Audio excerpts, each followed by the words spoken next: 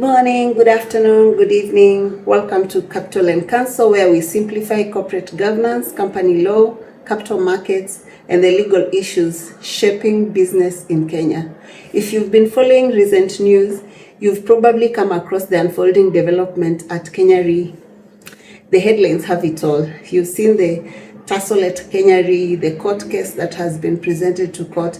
But today we are going to delve into the corporate governance side of it and why it is so, and a lesson for many other companies to learn from. Headlines I've seen, they were talking about disagreements at the top, questions about board management and governance processes.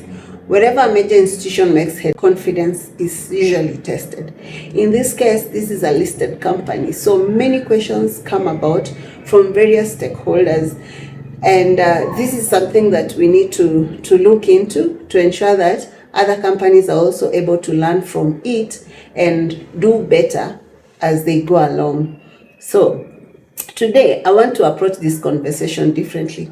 This is not a discussion of who is right, who is wrong, and it's not about assigning blame.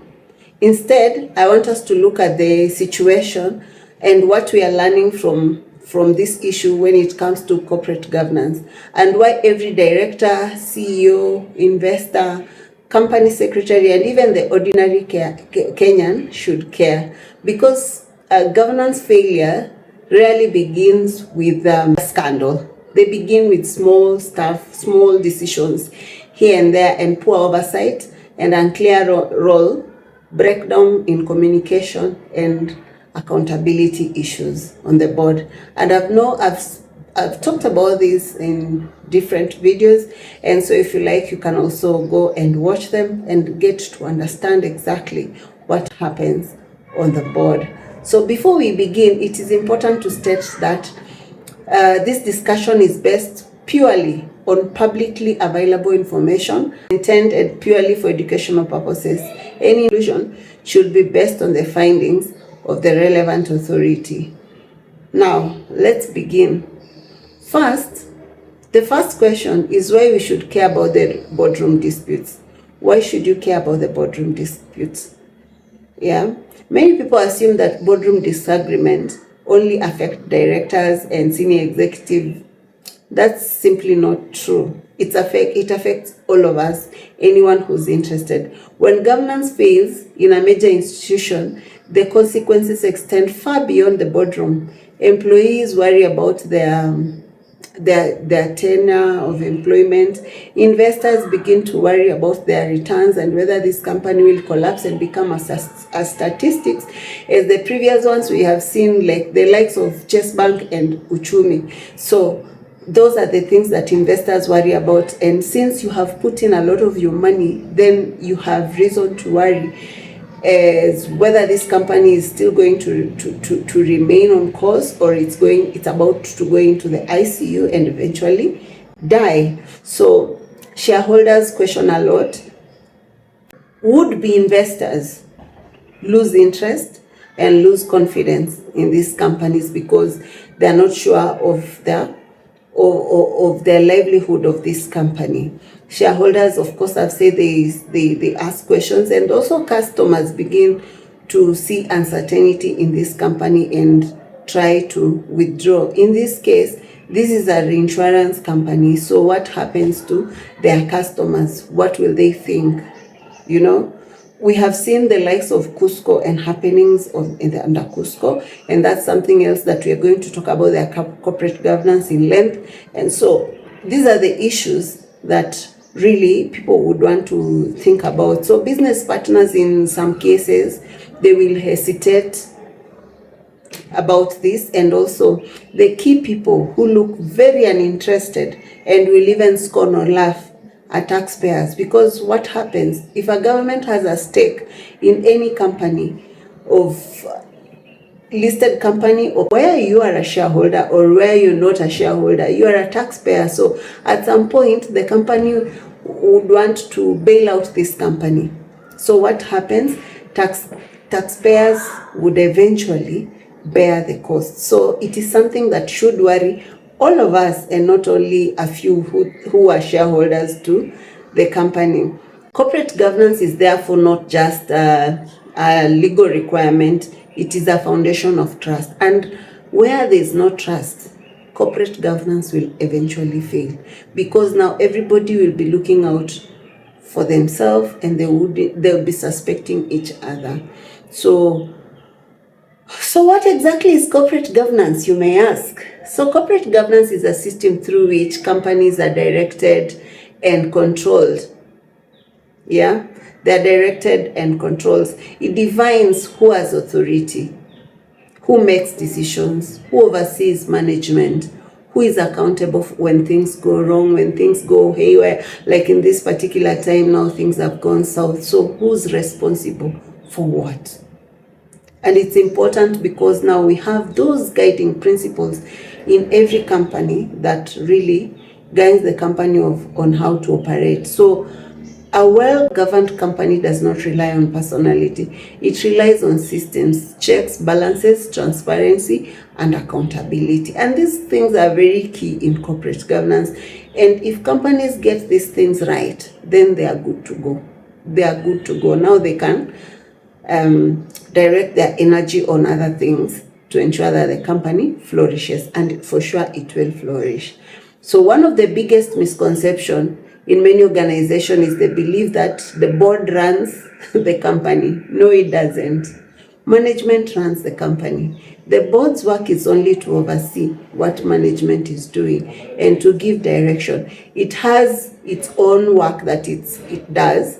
This distinction may sound simple, but governance crises arise because of when those roles become blurred.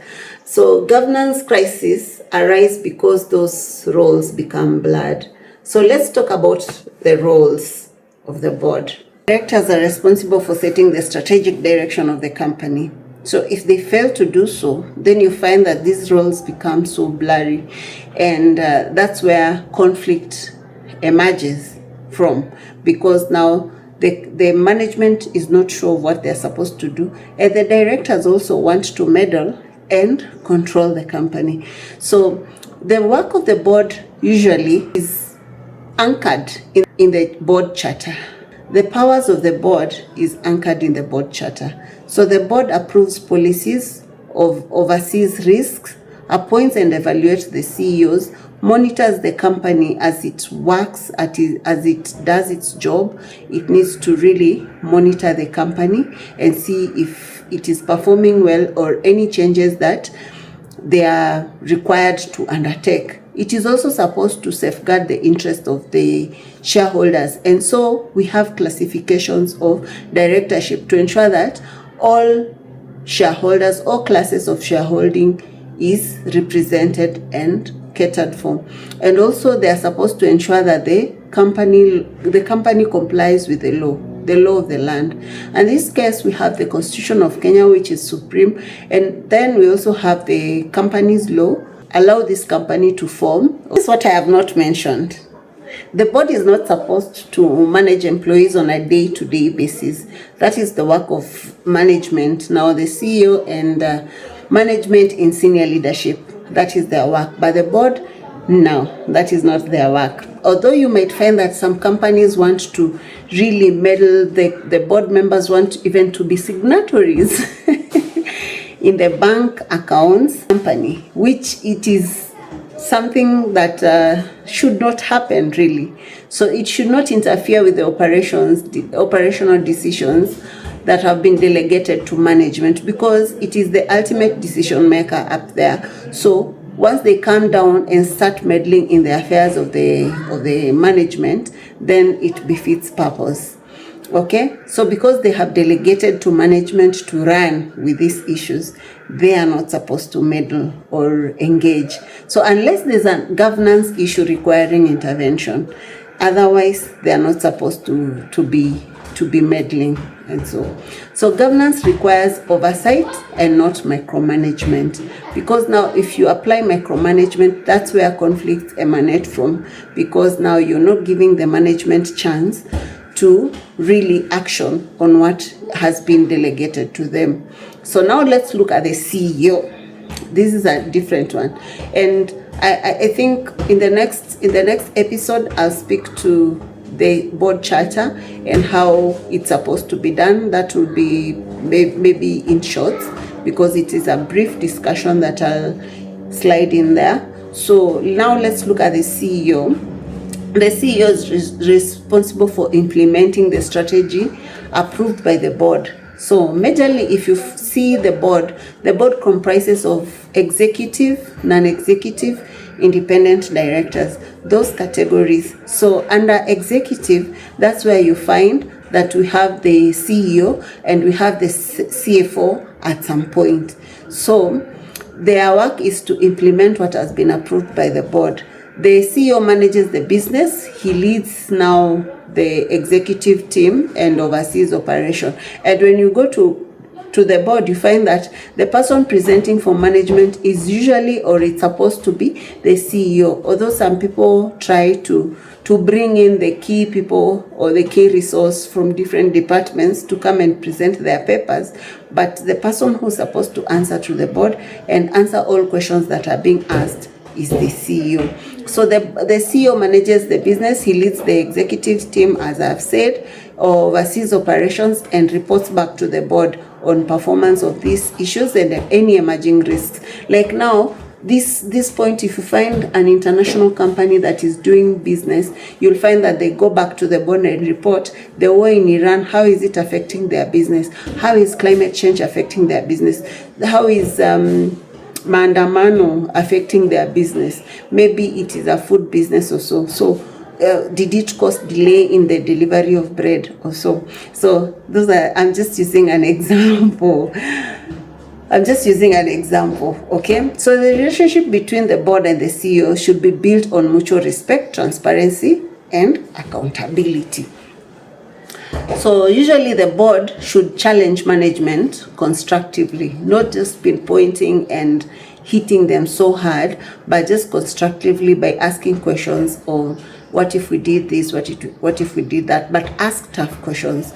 Otherwise, you'll find that you're on the board and you're not doing much because management has not told you everything. They have not been transparent. So as a board member, you need to be very key. And on the same breath, as the CEO, you need to be very open and very transparent to the board and tell them exactly what is happening on the ground. So the CEO should provide accurate and timely information to enable informed decisions that the board would make when they sit to deliberate on the agenda of the day. So when either side stop communicating constructively or effectively, now these ones breeds conflict, and it's often followed by governance problems, because now if we have silos or if we have bad blood between the board and management, then that company will go nowhere, and sabotage can come from either angle or either corner. In my experience, governance disputes often arise because one or more of the following. So first, there is a confusion about the role. You find that the role is not very clear, and the board charter is not supporting that, because board charter is not that a board charter for you to have it as a document. It needs to really elaborate what is happening and who is responsible for what. So instead of overseeing it or management starts acting without proper accountability to the board. They just work like twende tu tukienda, you know. Second, personalities begin to replace. So in this case, decisions become like individual based or character based instead of looking at the way it's supposed to be done. It's about individual preferences instead of the interest of the institution. So the way I think it should be done, it is done like so. So third, communication breakdown. Directors feel that they are not receiving adequate information from management, and at the same time, and I mentioned this earlier, management feels that oversight has become interference, and this can be a very big problem. And if you look at Imperial Bank had similar issue on interference and lack of accountability. So this one brought the the insurance bank down like in a slum. Yeah. Okay, so the fourth one is the due process is ignored. So even where the concerns are legit, failing to follow procedure can create additional governance and legal risks. So, and finally, governance become reactive instead of proactive. We wait for something to happen before we action. We don't just say, no, let's action, and before it happens, even as following the risk register, we might not even have that risk register happening, because now we are not even doing it anymore, because the problem that could have been addressed early are allowed to escalate until they become public crisis. And this is the case that we are seeing. And there are important lessons here for directors, if you ask me. So if you serve on a board, remember that the primary duty is not the person who nominated you, but the interest of the institution. If this can be adhered to by directors, then really it can be very okay, because we will ensure that a shareholder or an individual interest is catered for, it is protected. So as a director, your fiduciary duty is to the company itself and not the person who nominated you to sit on that board. That means that acting honestly, independently, and in good faith is in the best interest of the institution, and this can be done very, very well. Directorship is not a position of prestige alone. It's not. It is a position of responsibility, because those fiduciary duties, once they break, that's where you find yourself like checks bank directors, where you have to answer to a tribunal, and you're fined and you're able to pay. You look at Kenokobil as it then was, and that was a similar issue where even the executive team had to get money. So the Capital Markets Authority Investor Compensation Fund got back over 100 million Kenya shillings. So that was a good thing they did. And so you might find yourself as a director or an executive team, a member of the executive team, paying a handsome amount of money because of your failures or because of your inaccountability, or not asking difficult questions. So board members, you should go ahead and ask difficult questions, demand for accurate information, because when you stand there, you will be alone. So it is important for you to really go out there and ask questions, and tough questions. So you need to ensure that the decisions are properly documented, and the CS has to do a lot of this. A lot of this work, and also yourself keep your notes, because you sit on that board for the time that you're still there. Ensure that you document so many things that will help you at some point in life. You never know when you might need them or not, but it's just good to have them documented. And never lose sight of the long-term sustainability of the organization. There are so many lessons that the chief executive officer can learn from this particular case, and transparency is one of the greatest assets that he can have, to ensure that in his tenure he did not have any issues with the board, because there was transparency, there was accountability, there was clear communication flow, and this one he'll have a fantastic time while he's serving the company. So he also needs to keep board informed at all times. And this is not a sign of weakness where you say that I'm a CEO, so why do I keep asking questions? No, it's not a sign of weakness. Part of effective leadership. So good CEO do not fear oversight. In fact, they embrace oversight, because by then it helps them to become a better person when they are managing the company.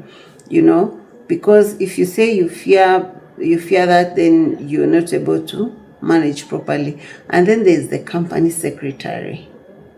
Makofi kwa Madam Obwana CS. So in my view, the company secretary is one of the most underestimated professionals in the governance space. And I always say, and I'll repeat again, I know I said in a forum of ICS forum, and I'll repeat again here, a CS is not a fly on the wall. They need to be advisors. They need to be giving advice to the board. When you hit the discussion is going south and it's not truthful, and they're about to make a major decision on it, it is only fair for you to give your guidance on the same. Because if you decide to say it's okay and keep quiet and think that your work is just minute taking, then you are in the wrong profession, by the way. So a competent CS ensures that the board meetings are conducted properly, legal requirements are met, decisions are accurately recorded, and directors receive sound governance advice. And this sound governance advice is very critical, especially at this time.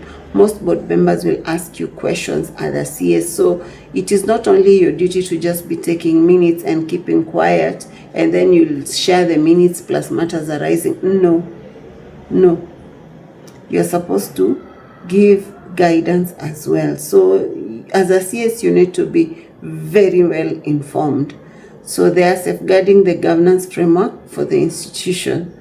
As we reflect on the Kenyan situation, one thing becomes clear. Stronger institutions are not defined by the absence of conflict, as we might see. Conflict is inevitable, given. Conflict is inevitable. But what distinguishes a strong institution is how it manages that conflict. Does it follow the law? Does it respect the governance principles? And the governance principles in this case, we have, because Kenya Re is a listed company, we have the code and the poll. Those two are really guides an institution on how to go about it. I'm sure they also have the code of conduct as a requirement for them to even publish on their website. So this is good for them. So does it ensure transparency and accountability, which I have said over and over again? These two are very key. Transparency and accountability are very key. Does it act the long-term interest for the institution? Yeah, that's another question to ask. And then those are the questions that really matter when it comes to governance. And as lawyers, directors, company secretaries, regulators, and governance professionals, we should resist the temptation to focus solely on headlines. Instead, we should ask ourselves questions: what governance lessons can be learned, and how these lessons can strengthen our own organization? Because the next governance challenge may not happen at Kenya Re, may happen at your institution. You, as you're watching me, it might happen at your institution. You never know. Only God knows. So it could happen in a listed company, a circle, a state corporation, an NGO, or even a small private company. Good governance is universal. I always tell you this, good governance is universal. Well, I think I need to stop there because I have made it so long. And if you found this discussion valuable, please like the video, subscribe to Capital and Counsel, and share it with someone who serves on a board, works in management, and has an interest in corporate governance. In the comment section, I'd like to hear your thoughts and bring healthy arguments, because this is how we grow. When we deliberate together, we disagree to agree or agree to disagree. So what do you think is the biggest cause of boardroom conflict? Unclear roles, poor communication, personality clashes, or weak governance system? Thank you for watching. I am Nina City, and this is Capital and Counsel, where we make the law practical, governance understandable, and leadership accountable.